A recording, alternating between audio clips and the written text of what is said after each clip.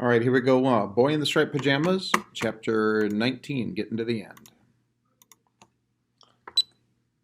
This chapter called What Happened the Next Day. The next day, Friday, was another wet day. When Bruno awoke in the morning, he looked out of his window and was disappointed to see the rain pouring down. Had it not been for the fact that it would be the last chance for him and Shmuel to spend any time together, not to mention the fact that the adventure would be a very exciting one, especially since it involved dressing up. He would have given up on it for the day and waited until some afternoon the following week, when he didn't have anything special planned. However, the clock was ticking, and there was nothing he could do about it. And after all, it was only the morning, and a lot could happen between then and late afternoon, which was when the two boys always met. The rain would surely have stopped by then.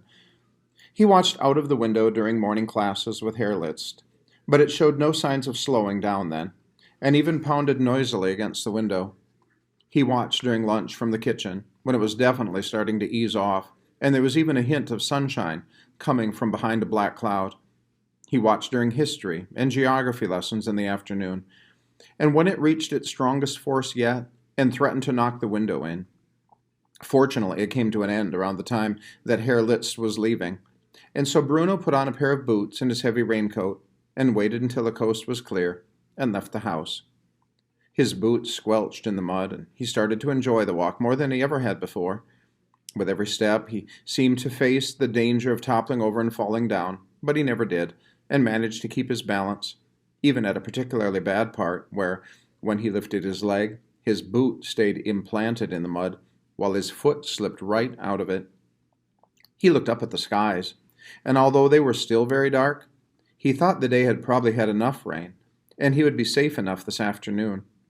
Of course, there would be the difficulty of explaining why he was so filthy later on when he returned home. But he could put that down on being a typical boy, which was what Mother claimed he was, and probably would not get into too much trouble. Mother had been particularly happy over the previous few days, as each box of their belongings had been sealed and packed into a truck for dispatch to Berlin. Shmuel was waiting for Bruno when he arrived, and for the first time ever, he wasn't sitting cross-legged on the ground and staring at the dust beneath him, but standing and leaning against the fence. "Hello, Bruno," he said when he saw his friend approaching. "Hello, Shmuel," said Bruno. "I wasn't sure if we'd ever see each other again. With the rain and everything, I mean," said Shmuel. "I thought you might be kept indoors." "Well, it was touch and go for a while," said Bruno, "with the weather being so bad." Shmuel nodded and held out his hands to Bruno, who opened his mouth in delight. He was carrying a pair of striped pajama bottoms, a striped pajama top, and a striped cloth cap, exactly like the one he was wearing. It didn't look particularly clean, but it was a disguise, and Bruno knew that good explorers always wore the right clothes. "No, you still want me to help find Papa?" asked Shmuel, and Bruno nodded quickly. "Well, of course," he said, although finding Shmuel's Papa was not as important in his mind as the prospect of exploring the world on the other side of the fence. "I wouldn't let you down." Shmuel lifted the bottom of the fence off the ground and handed the outfit underneath to Bruno, being particularly careful not to let it touch the muddy ground below. "Thanks," said Bruno, scratching his stubbly head and wondering why he hadn't remembered to bring a bag to hold his own clothes in. The ground was so dirty here that they wouldn't be spoiled if he left them on the ground, that they would be spoiled. He didn't have a choice, really. He could either leave them here until later and accept the fact that they would be entirely caked with mud, or he could call the whole thing off.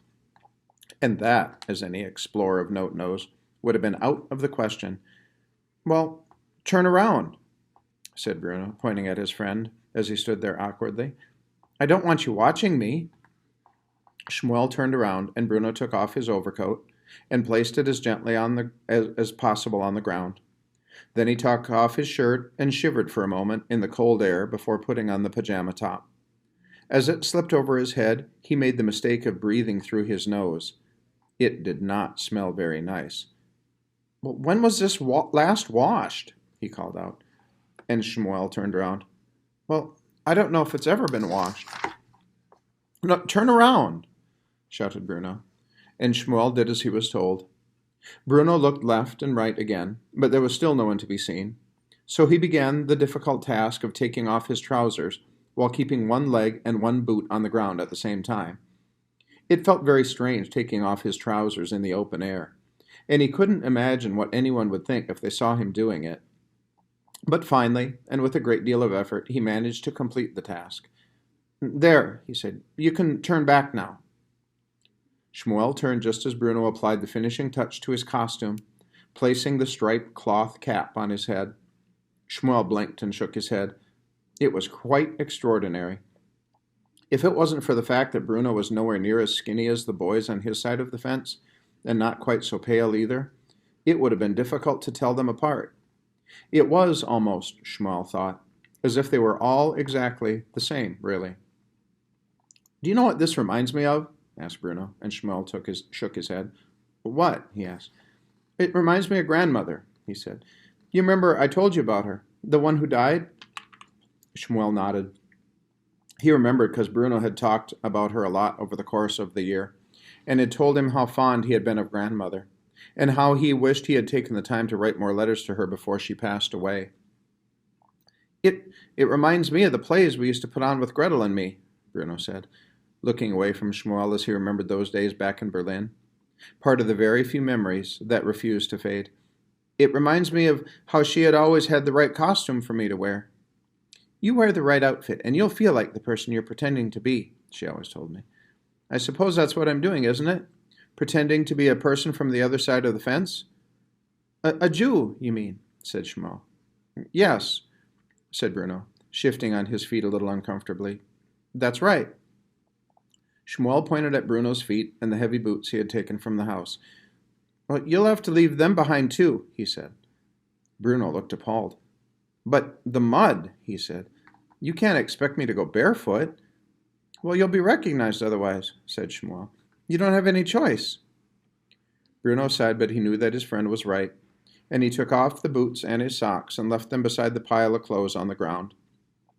At first it felt horrible, putting his bare feet into such mud. They sank down to his ankles, and every time he lifted a foot, it felt worse. But then he started to rather enjoy it. Shmuel reached down and lifted the base of the fence, but it only lifted to a certain height, and Bruno had no choice but to roll under it, getting his striped pajamas completely covered in mud as he did so. He laughed when he looked down at himself. He had never been so filthy in all of his life, and it felt wonderful. Shmuel smiled too, and the two boys stood awkwardly together for a moment, unaccustomed to being on the same side of the fence. Bruno had an urge to give Shmuel a hug, just to let him know how much he liked him, and how much he'd enjoyed talking to him over the last year. Shmuel had an urge to give Bruno a hug too, just to thank him for all his many kindnesses, and his gifts of food, and the fact that he was going to help him find Papa.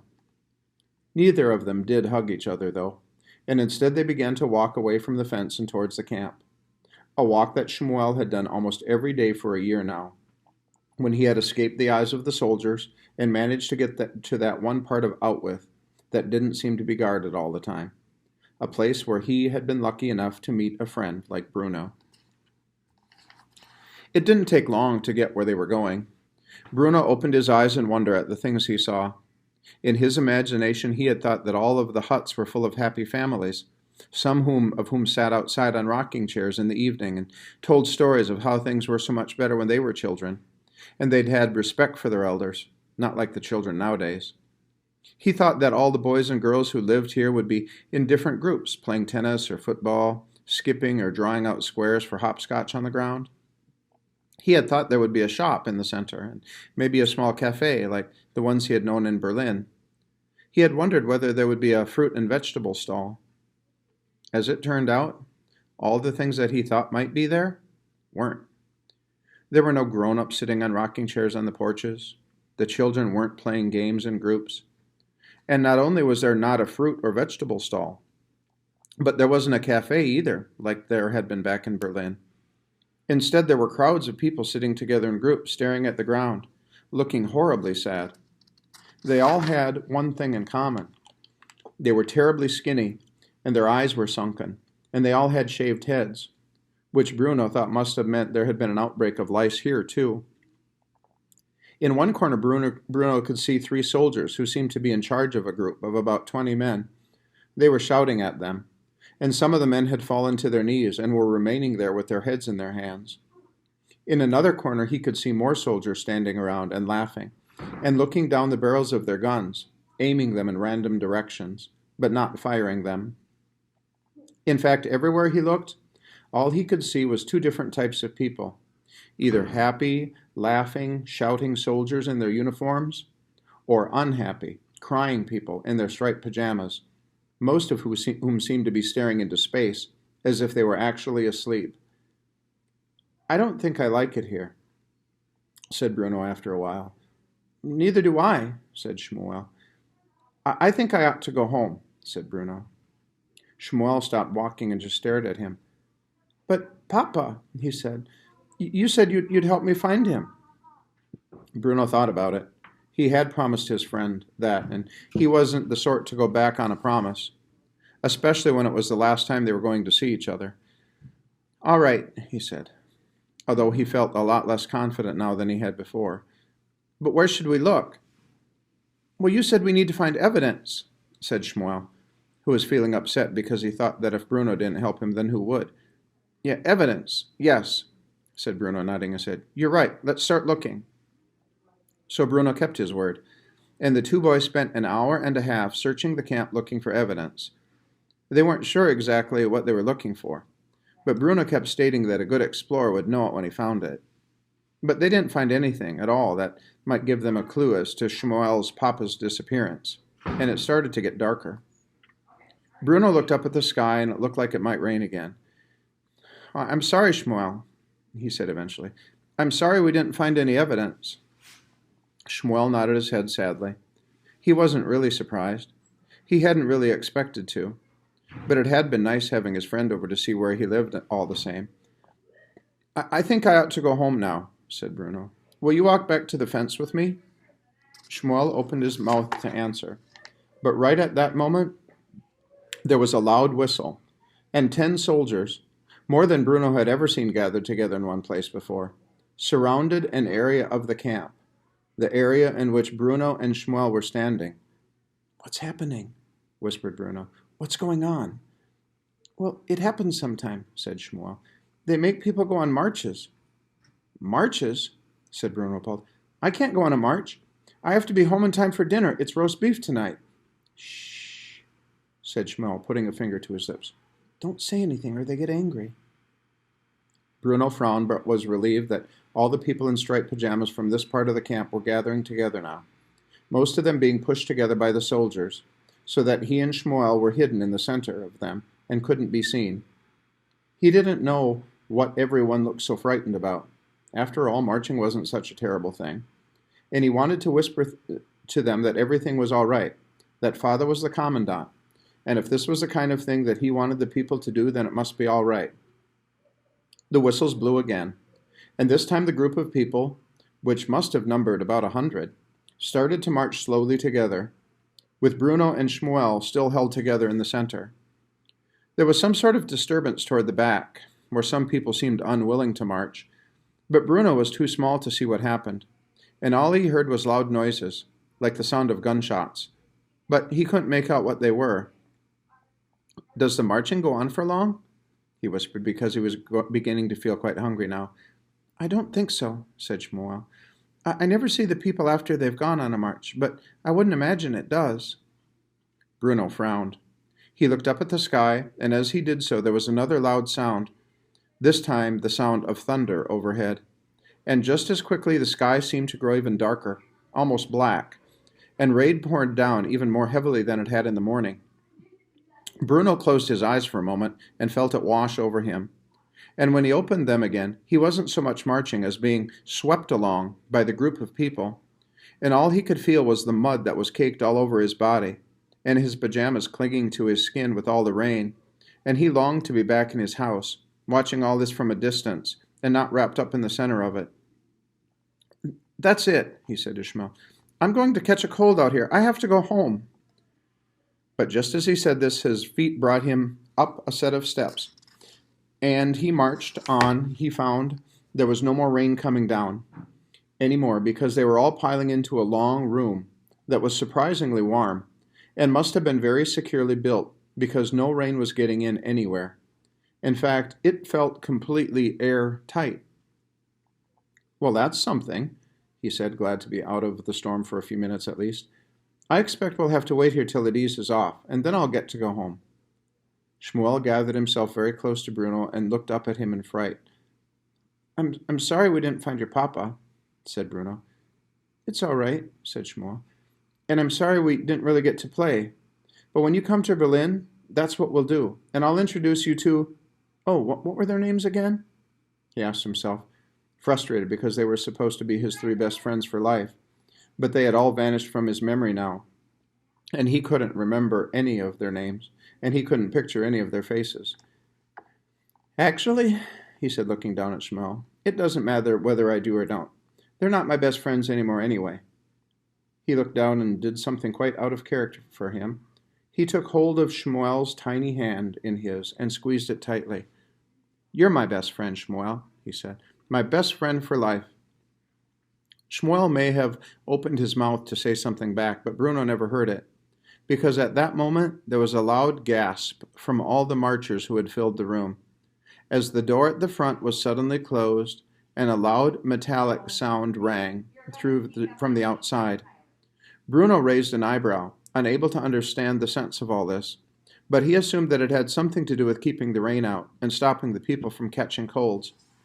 Then the room went very dark, and somehow, despite the chaos that followed Bruno found that he was still holding Shmuel's hand in his own, and nothing in the world would have persuaded him to let it go. All right, that's that chapter. We'll stop here and read chapter 20 all its own, but there's plenty there to think about and to look up and research about in concentration camps, these long airtight buildings and what happened in those. All right, see you in chapter 20.